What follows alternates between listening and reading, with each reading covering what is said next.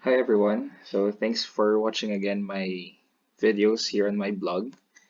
Right now, I am going to give you a tutorial on how to check the specifications of your flow meter or your device at site. Because normally, when you call or when you send an email to a Crone service engineer or any sales representative, they would normally ask you for the serial number. So the serial number is very important. It's basically the identification of the device.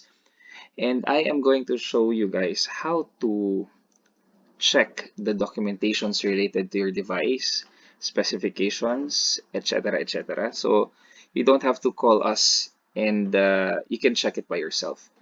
So this is Crony website. So if you're looking for a lot of stuff, you can find it here. So you can see here Crone, applications, news, exhibitions, industries that you're present with, and a lot of stuff. Okay. So it's not here actually. So we go to pickcrone.com. So this is the website. It's pick.crone.com. So basically, this is the website where you can put the serial number of your device and click search.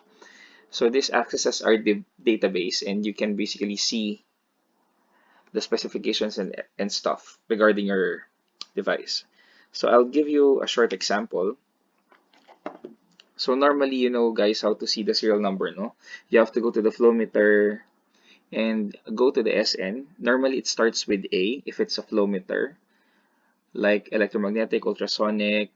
It starts with A, and even with Coriolis. If it's a variable area flow meter, it starts normally with a letter D. If it's a level transmitters from France, it starts with a letter F.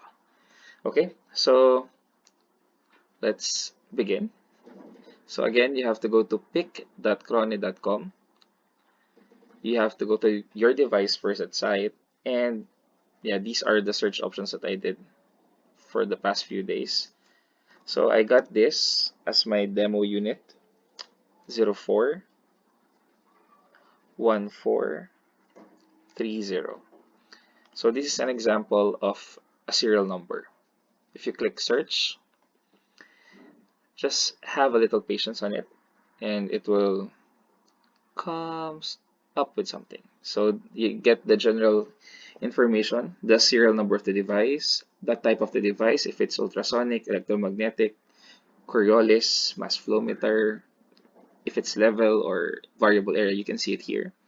You can see here the model. So the model of the flow sensor, the flow tube is 3000. The full model is 3400. 400 signif basically the 400 stands for the converter that is being used. So this is ultrasonic flow converter 400 version 1.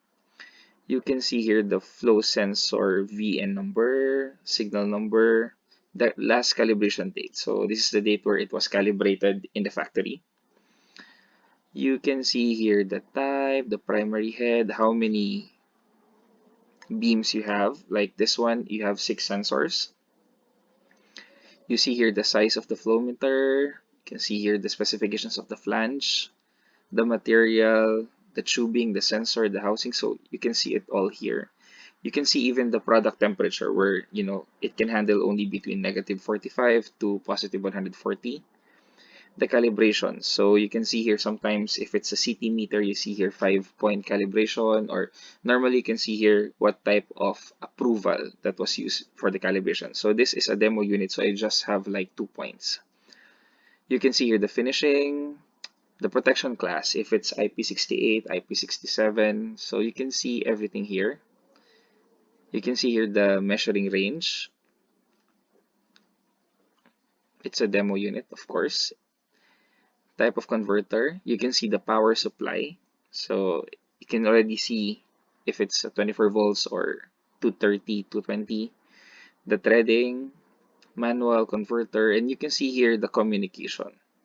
So the communication, you can see here you have your current output, so that's 4 to 20 milliamps.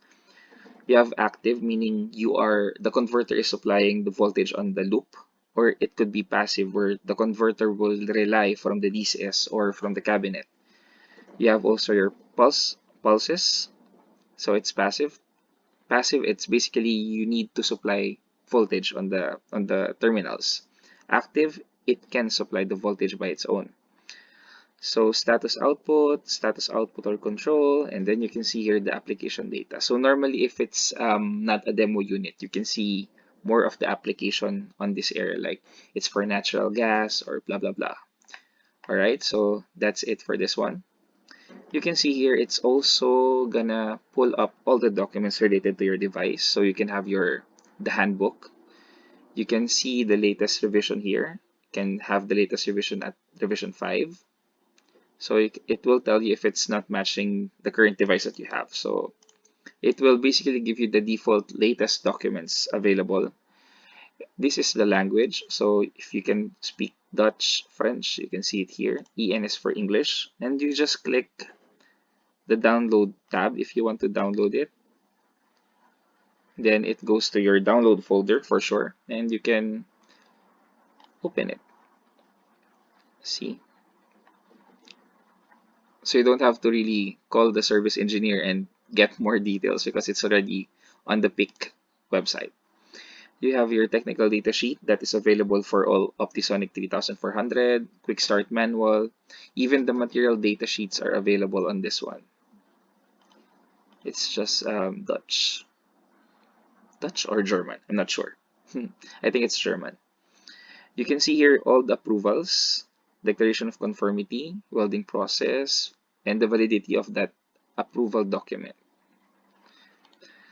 So this is the type plate. So this is the sticker at the side of your flow meter converter. It just basically tells you the the serial number, the type. So basically it's just a sticker that was printed and put on the converter. So this is what you see when you open the side of the converter. You can see the terminals. So you can see here, let me increase it. Okay, so for this one, this is the side sticker. You can see the model, serial number, manufacturing date, blah blah blah, process data. This one is the important one. You see the serial number as well. This is what I'm saying about active or passive. You can see here active, it's on terminal A and A plus. So this is the terminal where you will connect and the converter will supply the 24 volts on the line. Passive, it's gonna rely on the panel power. So A and A minus will be your passive signal. And then you have your B, C, D. So these are just, like the terminals available on your converter. Then we go back, certificates. So you can see here the calibration certificate. So you don't have to really ask us about your calibration certificate if somebody loses it at site. You can use pic@croned.com to download the certificate. So this is the certificate issued on 25/10/28, so October 28, 2015.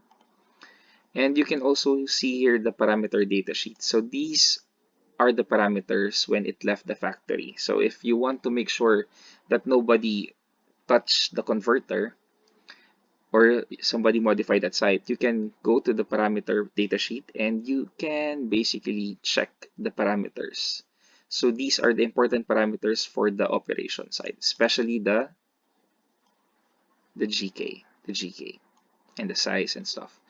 So normally, you have to just check this parameter data sheet if these parameters are the one configured in the converter. If it's not, you have to revert it to the original one so that the flow meter will work for its purpose.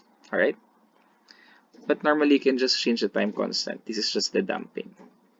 Okay. And last thing is the software. So this is basically a bin file. And this software is the one we are, as a service engineer, we download it at site using our special tool. So you're not allowed to do anything with it because you don't have the converter and the software for this one. So this is only allowed for us. So for you guys, the important thing is the documents and the overview.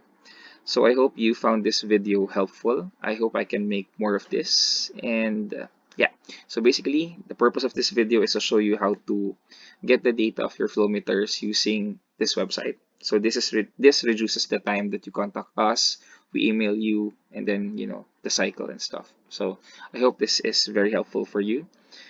And yeah, if you're watching my videos and you have time, add me on LinkedIn. Okay. Thank you. Bye.